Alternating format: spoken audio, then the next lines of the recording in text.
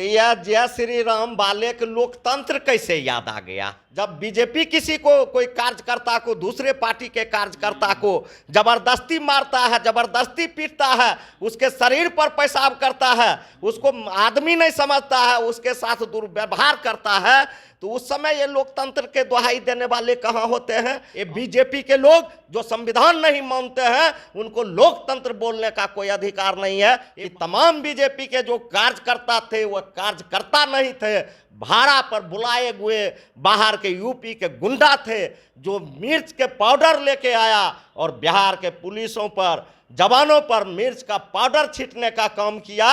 और जब पुलिस ने अपना कानून का काम किया तो यह लोग के मिर्च का पाउडर छीटा पुलिस लोगों पर, और मिर्ची लग गया बीजेपी के लोग के।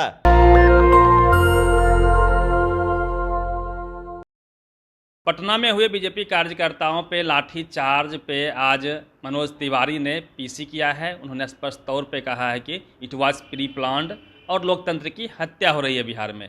इसी बात पे सवाल लेंगे, इसी बात पे बातचीत करेंगे। हमारे साथ आरजेडी के कद्दावर नेता हैं, विधायक हैं, लालू यादव के चहेते हैं, मांझी समाज से आते हैं, रामवृक्ष सदा जी। विधायक जी, क्या लगता है कि आप लोगों ने लोकतंत्र को खतरे में डाल दिया है? सबसे पहले तो मैं आपको धन्यवाद देता हूं। और जो लोग आज लोकतंत्र खतरे की दुहाई दे रहा है, चाहे वह मनोज तिवारी जी हो, चाहे बीजेपी का कोई शीर्ष नेतृत्व हो, तो यह जय श्री राम वाले के लोकतंत्र कैसे याद आ गया? हम उनसे पूछना चाहते हैं कि आज जो लोग लोकतंत्र की बात कर रही है, वह लोग कहाँ था जिस समय देश के पहलवान बेटी पर लाठी चल रहा था? वह लोग कहाँ था जिस समय देश के अन्नदाता किसान भाइयों पर लाठी चल रहा था? वह लोग कहाँ था जिस समय ये मुसलमान भाइयों को दरा दरा के जो जामा और इस्लामिया में घुसा कर पीटा जा रहा था? उस समय इनका लोकतंत्र कहाँ था? और उस समय लोकतंत्र कहाँ था जब रोड पर कील ठोक दिया गया था किसान भाइयों के लिए? तो उस समय इसका लोकतंत्र कहाँ था? आज लोकतंत्र की दुहाई देने वाले लोग, जब बीजेपी की बात आती है, जब बीजेपी किसी को, कोई कार्यकर्ता को, दूसरे पार्टी के कार्यकर्ता को जबरदस्ती मारता है, जबरदस्ती पीटता है, उसके शरीर पर पेशाब करता है, उसको आदमी नहीं समझता है, उसके साथ दुर्व्यवहार करता है, तो उस समय ये लोकतंत्र के दुहाई देने वाले कहाँ होते हैं? और जब इनके साथ कुछ घटना घट जाता है तो ये लोकतंत्र के दुहाई देते हैं, या लोकतंत्र में विश्वास करते हैं? ये बीजेपी के लोग जो संविधान नहीं मानते हैं, उनको लोकतंत्र बोलने का कोई अधिकार नहीं है। ये बाबा साहेब के गाली देने वाले लोग के मुंह से ये लोकतंत्र वाला बात कहाँ से आ गया? यह बीजेपी के लोग को सोची समझी साजिश थी, हम लोगों का कोई प्लान नहीं था, सोची समझी साजिश थी। आपने देखा कि तमाम बीजेपी के जो कार्यकर्ता थे वह कार्यकर्ता नहीं थे, भाड़ा पर बुलाए हुए बाहर के यूपी के गुंडा थे, जो मिर्च के पाउडर लेके आया और बिहार के पुलिसों पर, जवानों पर मिर्च का पाउडर छींटने का काम किया। और जब पुलिस ने अपना कानून का काम किया तो यह लोग के मिर्च का पाउडर छीटा पुलिस लोगों पर, और मिर्ची लग गया बीजेपी के लोग के। एक सवाल सर यहाँ उन्होंने उठाया है, आंकड़ा दिया है, लगभग 750 लोग घायल हैं, एक की मृत्यु हो गई है आपके लाठी के चोट से, उनका कहना है। यह जांच का विषय है और हम अपने सरकार से मांग करते हैं कि जो बीजेपी आरोप लगा रही है कि 700 लोग घायल है और एक आदमी मर गया, यह जांच का विषय है और जांच होना चाहिए। और जिस आदमी के मरने की बात कर रही है, इसका दोषी बीजेपी के लोग हैं। इसलिए बीजेपी के लोग दोषी हैं, जब सारे लोग जान रहे हैं, सारे मीडिया के लोग जान रहे हैं कि शिक्षक का रैली होगा, शिक्षक बिहार विधानसभा के घेराव करेंगे, तो हम आपके चैनल के माध्यम से आपको कहना चाहते हैं कि आप रोड पर क्या वो शिक्षक का बैनर पोस्टर देखे? पूरे पटना बीजेपी के बैनर पोस्टर से पटा हुआ था और तमाम लोगों को ये बीजेपी वाला लोग कहा था कि एक लाठी और एक झंडा के साथ आना है। और जो इन्होंने कहा था वह लोग झंडा और लाठी और मिर्चा का पाउडर लेके आया और हम लोगों को सरकार के वह अस्थिर करने के लिए यह साजिश के तहत जो है बिहार पुलिस पर मिर्चा का पाउडर छींटने का काम। विधायकों को पीटा गया, सांसद को पीटा गया, वो तो कहा यह भी जा रहा है कि आप लोगों को पीटा गया था विधानसभा में, उसका आपने बदला ले लिया है। नहीं, यह गलत चीज़ है। हम लोग बाबा साहेब भीमराव के बने हुए संविधान में विश्वास रखते हैं और बाबा साहेब भीमराव अंबेडकर का जो संविधान कहता है उसके तहत हम लोग काम करते हैं। हम लोग जय श्री राम वाले नहीं हैं कि जय श्री राम, ये लोग जो है ये मानने वाले हैं मनुस्मृति का, और हम लोग मानने वाले हैं बाबा साहेब भीमराव के संविधान के। और संविधान के तहत हम लोग कभी बदला की भावना नहीं रखते हैं, यह लोग का ही बदला की भावना रहता है। और यह लोग जब लोकतंत्र के दुहाई दे रहा था तो उस समय महागठबंधन में, उस समय हम लोग जब थे और यह लोग सरकार में था, उस समय राजद के विधायक को घींच के मारा गया, लेफ्ट के साथी के विधायक के घींच के मारा गया, कांग्रेस के विधायक को घींच के मारा गया। और सबसे ज़्यादा शर्मनाक स्थिति ये आपका उस समय बिहार विधानसभा का अध्यक्ष था विजय कुमार चौधरी जी, अध्यक्ष थे विजय कुमार सिन्हा जी, बिहार विधानसभा के अध्यक्ष थे विजय कुमार सिन्हा जी।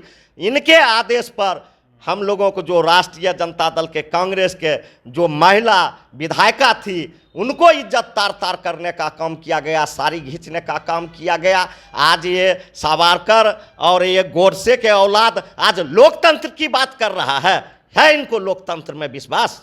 विजय कुमार सिन्हा कह रहे हैं कि जालियांवाला बाग का आप लोगों ने याद दिला दिया उनको।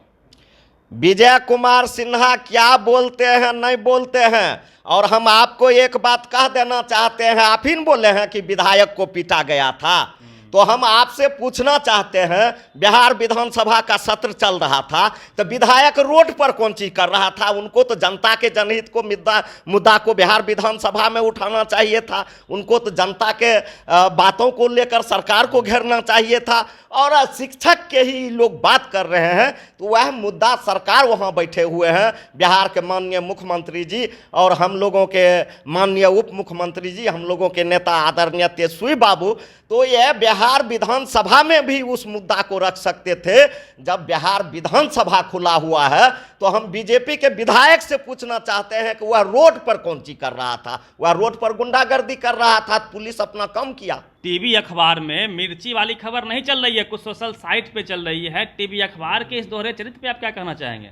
यह सब गोदी मीडिया है और आप जान रहे हैं कि यह बिकाऊ मीडिया, गोदी मीडिया। आप हम एक पेपर हम देखे थे कल कि दिल्ली का न्यूज़ था, उसमें जो लोग भाग रहे हैं ये पेपर वाला उसको भी सुता लगता है, सुता के फोटो खींचा है। एगो वो विजय जी जो मरे हैं उनका फोटो ऊपर है, बाद बाकी सबका फोटो सुता सुता के खींचे हैं। तो ये गोदी मीडिया का काम है।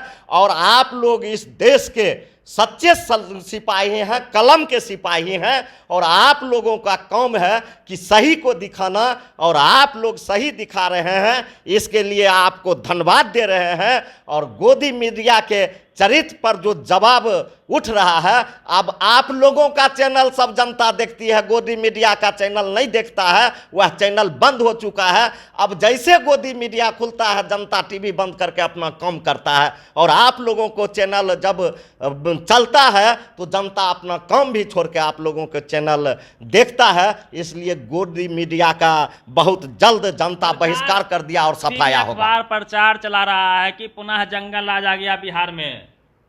सबसे पहले मैं तो जंगल राज कहने वाले लोग से पूछना चाहता हूं, बिहार में आज भी जनता की राज है, आज भी गरीबों की राज है, आज भी दलितों की राज है, आज भी पिछड़ों की राज है, आज भी अत्यंत पिछड़ों की राज है, और आज भी सभी वर्गों की राज है। ये बीजेपी के लोग अपना तरीका से बिहार चलाना चाहते हैं, बीजेपी के लोग बिहार को जलाना चाहते हैं। इसका एक एमएलसी बयान दिया है, बयान आ रहा है, बीजेपी के लोग बिहार को जलाना चाहते हैं, जिसका एमएलसी भी बयान दिया है कि हम बीजेपी के लोग हैं, हम बिहार जला देंगे, उसका बयान भी आ रहा है। तो यह लोग जो है, इन लोगों को लोकतंत्र में नहीं विश्वास है, इन लोगों को गुंडागर्दी में विश्वास है, इन लोगों को दंगा फसाद कराने में विश्वास है, इन लोगों को भाई में लड़वाने में विश्वास है, इन लोगों को देश की एकता और अखंडता को तोड़ने में विश्वास है, और इन लोगों को इस देश को बेचने में विश्वास है, न कि इन लोगों की इस लोकतंत्र में विश्वास। एक आखिरी सर सवाल लेंगे, तेजस्वी यादव से इस्तीफे मांगे जा रहे हैं, जब से चार्जशीटेड हुए हैं, उसको लेके भी ये लोग सड़कों पे थे। हम लोगों के नेता आदरणीय बाबू तेजस्वी यादव से इस्तीफा से पहले देश के पहलवान बेटी ब्रजभूषण ने पहलवान बेटियों के साथ जो शारीरिक शोषण किया, सबसे पहले उस बलात्कारी से इस्तीफा ले।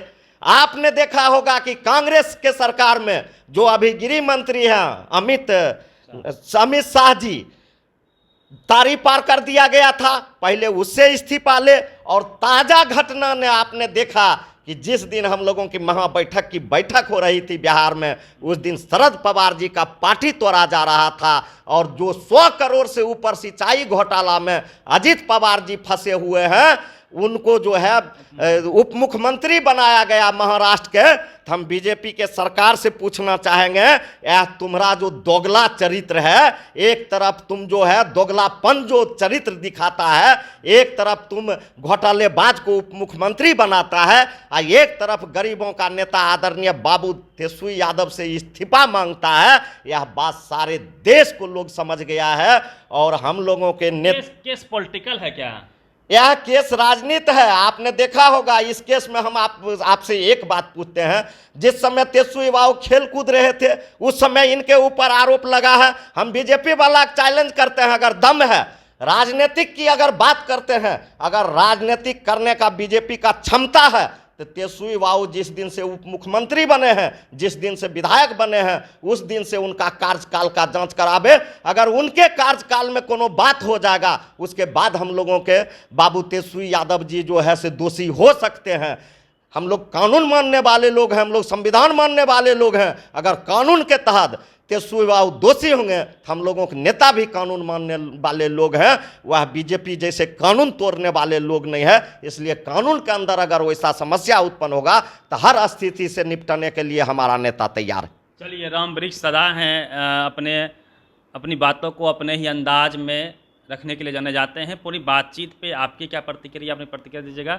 रवि मेहता, नेशनल दस्तक, पटना। नेशनल दस्तक की आपसे गुजारिश है कि अगर इसको बचाना चाहते हैं तो नेशनल दस्तक को सब्सक्राइब करने के लिए रेड कलर के सब्सक्राइब बटन को दबाएं, फिर बेल आइकन की घंटी दबाएं। नेशनल दस्तक को बचाने के लिए बहुत जरूरी है कि हर खबर को शेयर करें, लाइक करें, कमेंट जरूर करें।